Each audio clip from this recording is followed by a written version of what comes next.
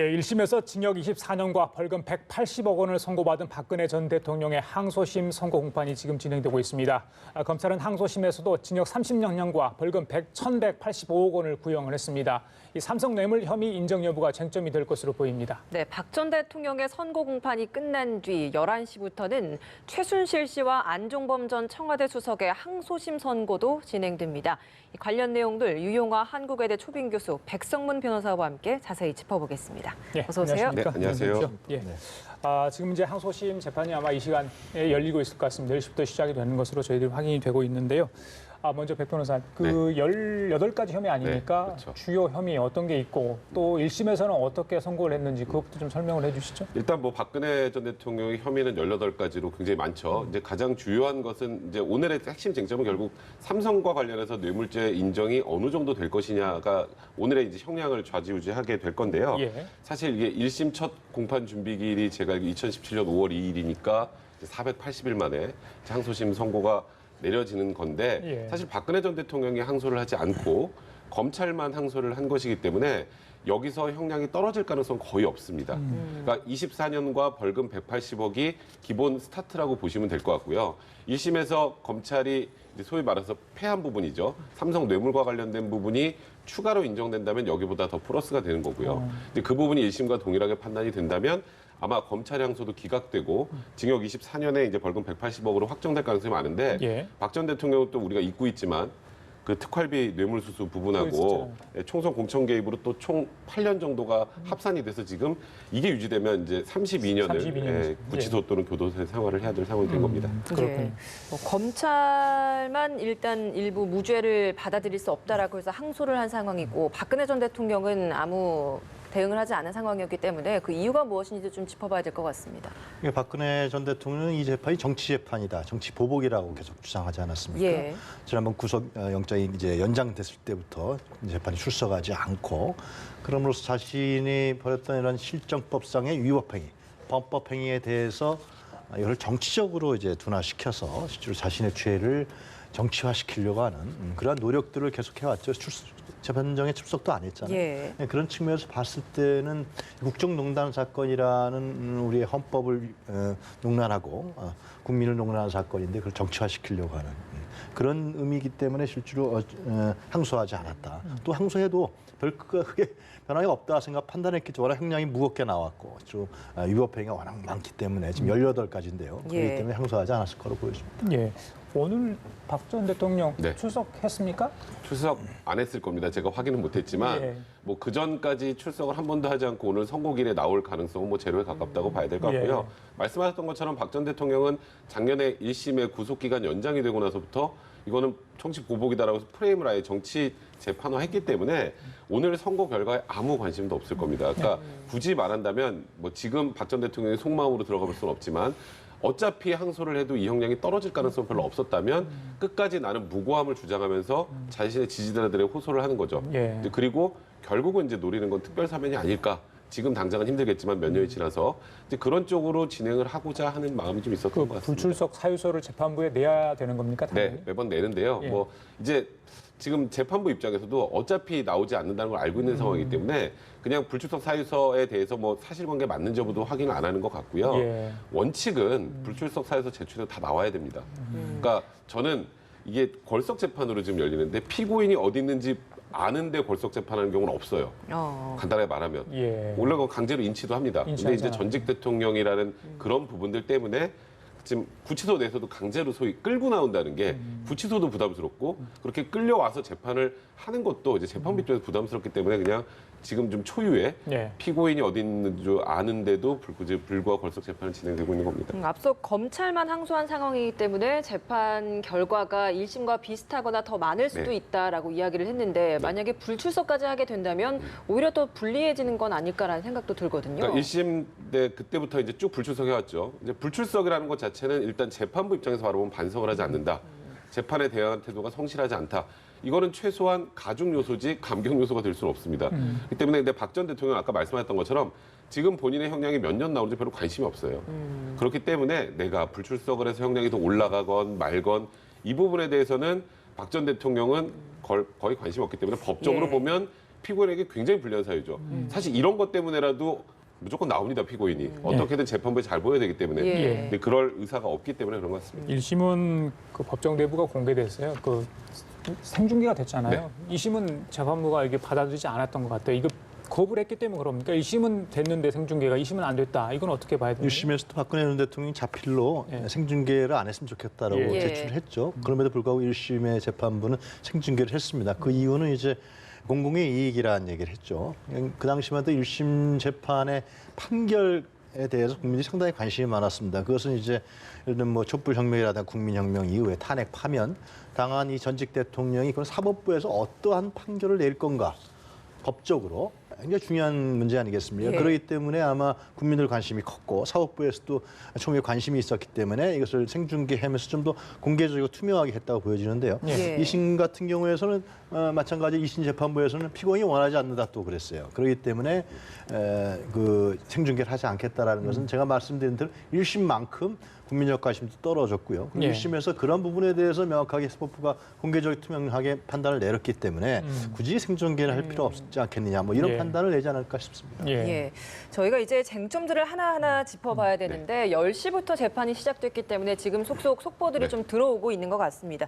가장 큰 쟁점이 앞서 백 변호사께서 짚어주셨던 삼성 뇌물 혐의가 네. 인정될 것인가였는데 이걸 좀 더 구체적으로 들여다보면 삼성 경영권 승계에 대한 대가성이 네. 인정이 되느냐 이런 네. 부분이었어요. 근데 지금 이야기가 나오고 있는 부분이 이재용 삼성전자 부회장 같은 경우에는 박근혜 전 대통령에게 묵시적인 청탁을 한 증거가 없다라는 이야기가 나오고 있거든요. 1심과 동일하다는 의미입니다. 사실상. 그러니까 박근혜 전 대통령이 삼성의 합병에 대해서 지시 승인한 건 있지만 이게 무언가 부정한 청탁이 있는 과정에서 진행이 돼야 이제 제3자 뇌물죄가 인정이 되는 거거든요. 아마 1심과 동일하게 승마 지원과 관련된 부분, 그게 이제 정유라에게 승마 지원한 부분은 단순 뇌물죄입니다. 거기는 이제 부정한 청탁이라는 요건이 필요 없기 때문에 판단을 안 해요. 예. 그래서 그 부분은 아마 유죄로 인정될 가능성이 많은데 예, 예. 저 부분과 관련해서 박근혜 전 대통령은 삼성의 합병을 승인하라는 걸 지시를 했지만 명시적이나 묵시적으로 이재용 부회장이 부정한 청탁을 한 증거가 없으면 미르재단 K스포츠재단과 동계스포츠 영재센터로 흘러들어갔던 돈에 대해서는 유죄 판결을 하기 힘들다는 의미로 지금 현재까지는 보입니다. 그러면 명시적 청탁의 증거가 없었다는 거는 그러니까 명시적이라는 게 어떤가요? 구체성이 떨어진다. 어떻게 특정형 지시해서 지시를 하지 않았다. 뭐 이렇게 소위 말해서 거래가 없었다. 이렇게 보면 되는 건가요? 그러니까 그거는 어떤 거래가 없었다가 아니고요. 예. 재판부가 바라보는 건 예. 거래가 있었다고 볼 증거가 없다는 증거가 겁니다. 없다. 그러니까 쉽게 예. 말하면 박 전 대통령과 이재용 부회장이 여러 차례 독대를 했죠. 그 독대 과정에서 삼성의 현안, 경영권 승계 관련된 청탁을 했을 것이라고 보는 것이 검찰의 입장이에요. 그게 이제 안종범 수석의 이제 수첩에 예. 그런 내용들, 이제 대통령 지시사항이나 이런 부분들이 들어있었기 때문에, 근데 뭐 아시겠지만 이 수첩 자체가 직접 증거로서의 효력은 없어요. 그러니까 이런 독대가 있었고 대략 이 내용들이 어느 정도 진실성에 부합할 것이다라는 간접 증거 정도의 효력밖에 없기 때문에 거기에 그런 기재가 있었다고 그걸 명시적 청탁, 무시적 청탁이 있었다고 보기에는 좀 한계가 있거든요. 근데 그런 부분들 때문에 항소심 재판부도 1심과 거의 유사하게 지금 흘러가고 있는 것 같습니다. 예. 삼성 합병을 지시한 것은 승인이 인정이 된다라고 이야기가 나오고 있고 영재센터 지원과 관련해서는 박근혜 전 대통령과 이재용 부회장 사이에 묵시적 청탁이 성립된다라는 오. 이야기가 나왔거든요. 아, 그렇다면 좀 다른 이야기 되는 거 지금 아닙니까? 이재용 부회장 1심 판결하고 또 비슷해지게 됩니다. 이게 삼성 부분이 박근혜 전 대통령 1심, 이재용 부회장의 1심, 항소심 다 달라요. 최순실 씨도 좀 다르죠. 최순실 씨는 그렇죠. 박근혜 전 대통령과 거의 비슷한데 예. 비슷하고. 예. 근데 지금 박근혜 전 대통령 1심에서는 승마 지원, 그러니까 정유라에게 흘러들어간 승마 지원, 이렇게 말 36억과 나머지 이제 마케팅 비용 등 기타 포함한 게 한 72억 정도 되는데 예, 예. 그 부분만 인정이 됐어요, 유죄로. 그리고 동계스포츠 영재센터 관련해서는 무죄였습니다, 1심에서. 근데 이재용 부회장의 1심에서는 승마 지원 72억하고 동계스포츠 영재센터 16억이 둘 다 유죄로 인정이 됐어요. 예. 지금 말씀하신 그런 취지로. 그럼 이번 항소심에서는 검찰이 주장한 부분이 그래도 최소한 일부는 받아들여졌다라고 볼 여지가 좀 있는 것 같고 일단 최종적인 결과는 좀 확인해 봐야겠습니다만 예. 근데 다만 이재용 부회장의 항소심에서는 제가 말씀드렸던 것처럼 승마 지원 72억 중에 말 3마리는 형식적으로 소유권이 삼성에 있기 때문에 그 부분도 뇌물로 인정을 안 했거든요. 예. 근데 이게 좀 국민들이 바라볼 때 제가 지금 말하면서 들으시면서 좀 어렵죠. 예. 이게 좀 동일하게 결과가 나와야 되는데 다 다릅니다. 예, 국민들 입장에서는 아니 어떤 재판부에 가면 이건 무죄고 이건 유죄고 이러니까 굉장히 혼란스러우실 수밖에 없는 것 같습니다. 예. 결국 대법원에서 정리가 돼야 될 것 같습니다. 교수님. 그러니까 이게 크게 봤을 때는 그러니까 1심 재판부라든가 기존 재판부들이 판결 내린 거 보면은 그러니까 직권남용 강요에 대해서 다 유죄해요. 그렇죠. 그러니까 이 대통령 권력과 재벌 권력이 어떻게 결합했고 어떻게 농단했냐라는 거 초점인데 직권남용, 그러니까 박근혜 전 대통령의 권력에 의해서 강요에 의해서 했다라는 부분은 다 인정한 거예요. 이건 재벌은 별로 죄가 없는 거죠. 막강한 대통령 권력이 돈 내. 그러니까 돈을 냈단 말이에요. 예. 그러나 이 뇌물수수, 제3자 뇌물수수라는 건 서로 간에 이해관계가 들어가는 부분입니다. 그 대가성이 들어가는 거 아니겠어요? 삼성은 경영권 승계라는 문제가 있었고 롯데라는 건 그 면세점 인허가 문제가 있었단 말이죠. 그쵸. 그러니까 돈을 대통령 권력에게 달라고 해서 줬는데 그 대가가 대가가 없이 강요에 의한 것이었느냐 아니면 대가를 취했냐라는 부분인데 이 대가성에 대해서는 제3자 뇌물수수에서는 이 상당히 애매한 판단들을 지금 내렸다는 것이죠. 어떤 예. 경우에서는 유죄다. 그리고 이제 이재용 항소심에서는 무죄다. 이렇게 내렸단 말이죠. 근데 상당히 일반적으로 우리가 바라봤을 때 또 지금 이 심에서는 좀 어떻게 좀 다르게 나오는 것 같은데 일반적으로 바라봤을 때 그게 말이 되느냐라는 것이죠. 실제로 우리 변호사님도 약간 좀 그런 분위기 얘기하시는데 이런 부분들이 그러니까 대통령 권력과 재벌 권력이 서로 간에 해서 이득을 취하는 게 분명한 것 같은데 실제로 그것은 증거가 없기 때문에 제3자 뇌물수수는 아니다라고 또 얘기했다는 겁니다. 네, 지금 혐의가 나오는 것들을 하나둘씩 좀 분석을 해보자고 한다면 일단 제일 큰 혐의였던 삼성그룹 그 승마 지원과 관련된 네. 혐의 이외에 동계 스포츠 영재센터와 관련된 이야기가 지금 나오고 있기 네. 때문에 그 이야기를 좀 해보자면 이재용 부회장 2심 선고 같은 경우에는 뇌물 혐의가 이게 인정이 되지 않았잖아요. 안 됐죠. 그리고 박근혜 전 대통령과 최순실 씨 1심에서도 뇌물 혐의가 인정이 인정되지 안 됐습니다. 않았죠. 네, 그렇죠. 근데 지금 나오는 이야기를 보면 영재센터 지원은 부정청탁이다. 네. 단 재단 출연, 그러니까 삼성 미르 K스포츠 재단 출연금과 관련해서는 이게 청탁이 아니다. 좀 다른 결과가 나온 그러니까 거죠. 지금 동계스포츠 영재센터와 관련해서 어떤 증거를 기초로 해서 지금 부정한 청탁을 인정하는지는 아직까지는 명확하지 않습니다만 예. 지금 왜 여기서 지금 부정한 청탁 얘기가 나오냐면 삼성 관련 뇌물이 죄명이 다 다릅니다. 그러니까 지금 승마 지원은 그냥 단순 뇌물죄라 부정한 청탁이 있었는지는 요건이 아니에요. 그러니까 예. 그건 판단할 필요가 없습니다. 예. 근데 이제 동계스포츠 영재센터나 미르재단, K스포츠재단에 돈이 흘러간 거는 제3자 뇌물죄이기 때문에 뇌물을 받은 주체가 다른 사람이라는 뜻이거든요. 그러면 여기는 부정한 청탁이라는 개념이 추가로 들어가야 돼요. 그러니까 입증이 굉장히 어렵습니다.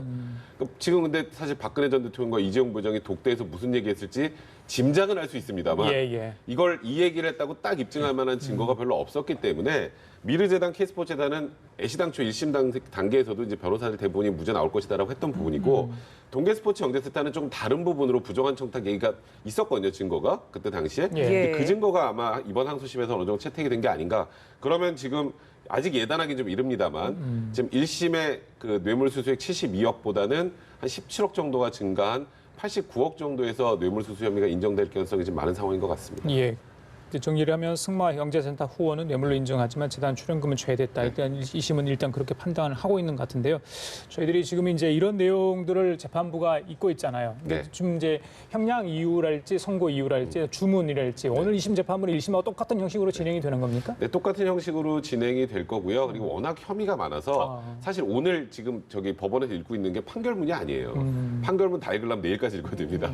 판결문 워낙 이제 방대하기 때문에 예, 오늘 예. 선고문이라 그래서 선고문. 예. 얼마 전에 이제 안희정 그 전 지사의 재판에서도 선고문이라는 표현을 썼잖아요. 예. 그거는 이제 이렇게 판결을 선고할 때 앞에 들어야 되는 사람들에게 전체적으로 요약해서 알려주는 거예요. 그러니까 오늘 지금 읽고 있는 건 판결문의 요약본이라고 보시면 됩니다. 그렇군요. 예.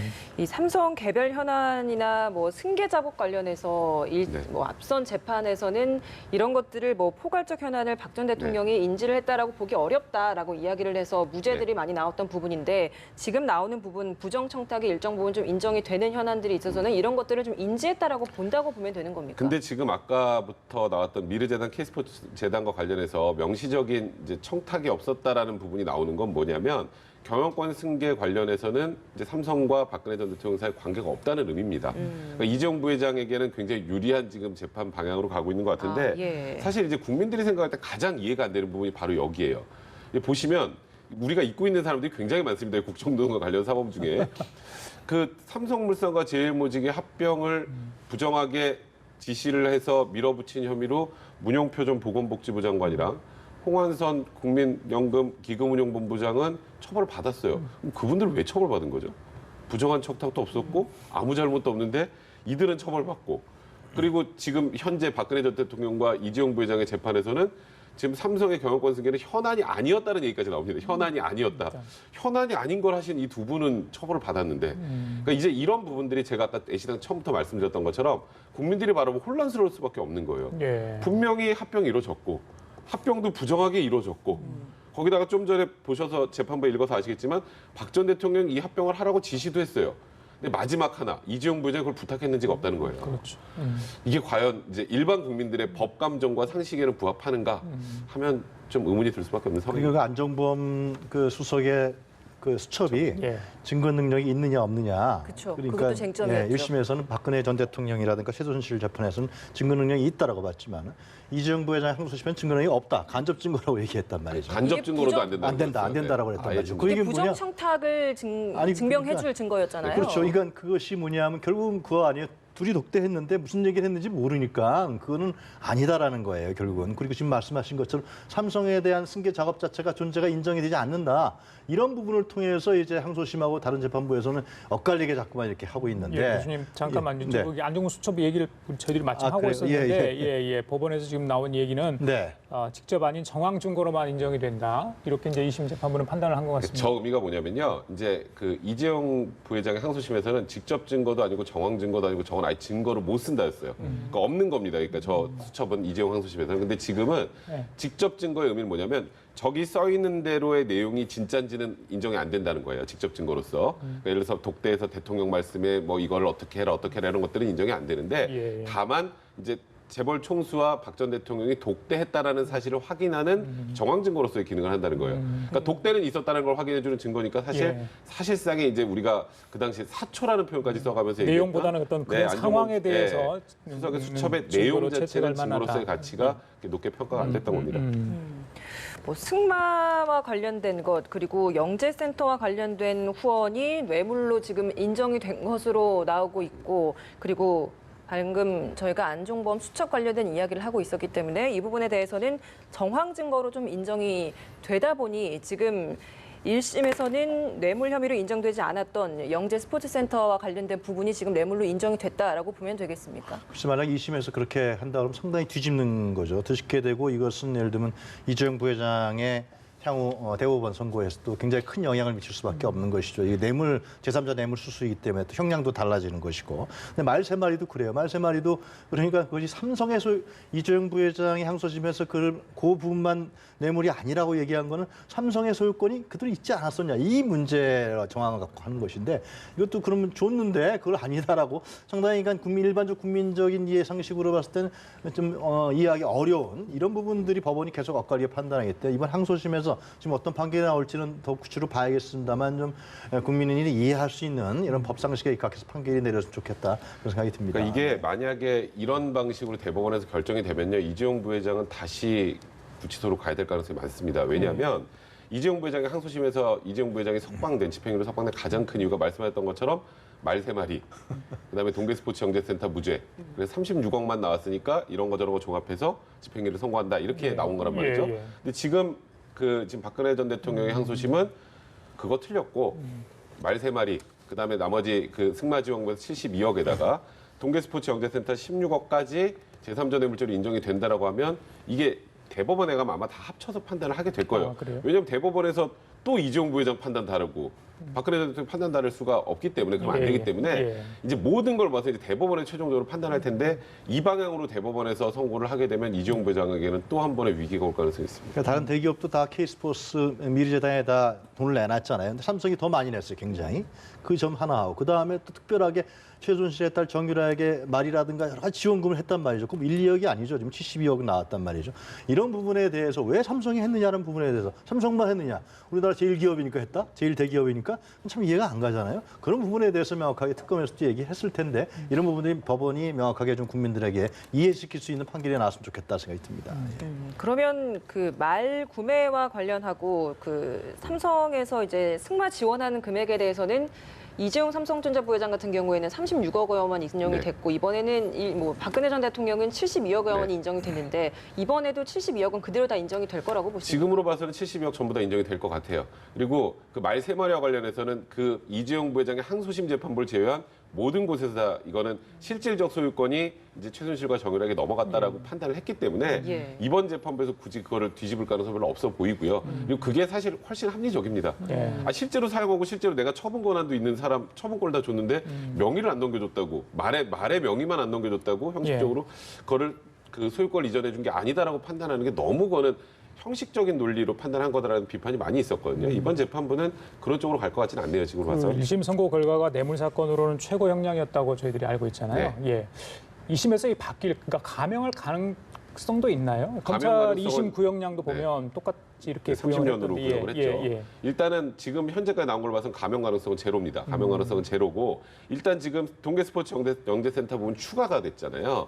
그러니까 이 부분을 형량이 얼마나 반영하느냐. 그러니까 이제 항소심 재판부에서 이게 인정돼도 징역 24년 정도면 적당합니다라고 하면 그대로 나오는 거고 이 부분을 받아들여서 수수액이 더 커졌으니 이 경우에는 형량을 좀 더 상향해야 된다면 24년보다 좀 더 다소 높은 형량이 나올 가능성이 있는 거죠. 그러니까 그 밑으로 갈 가능성은 지금으로 봐서는 거의 없어 보입니다. 제가 한 가지만 말씀드리면 이 부당한 대통령 권력, 반민주적 대통령 권력과 재벌 권력이 그러면은 대통령 권력의 강요에 의해서 권력이 세니까 강요에 의해서 대통령이 돈을 냈느냐 아니면 서로 간의 이해관계에 의해서 서로 간의 이해관계를 받으면서 돈을 냈느냐 이 문제의 차이거든요. 그런데 참 역사적 경험으로 봤을 때 과거 권위주의 정권 시대에도 이 불법 정치 자금을 많이 재벌이 냈단 말이죠. 그 대신에 권력에서는 예를 들면 특혜라든가 은행이라든가 금융이라든가 이런 특혜를 많이 줬단 말이죠. 그러니까 냈었어요 실제로. 근데 과연 박근혜 전 대통령의 시기에 그런 대기업들이 아무런 대가성이 없이 최소한 저는 정책적인 대안이 있었을 거라고 봅니다. 그러면 재벌 위주의 정책이라든가 이런 부분은 없이 과연 지원을 했겠느냐는 부분에 대해서는 상당히 아무래도 이해가 갈 수 없는 부분이 있는 것이죠. 예, 알겠습니다. 네, 현재 선고문을 읽어 나가고 있고 제일 중요한 주문 선고는 아직까지 내려지지 않고 있고 재판에 대한 유무죄 판단 여부가 지금 진행이 되고 있는 것 같습니다. 저희가 최종 결과가 나오는 대로 다시 계속해서 전해드리도록 하겠습니다. 두 분간 여기서 인사하겠습니다. 고맙습니다. 예.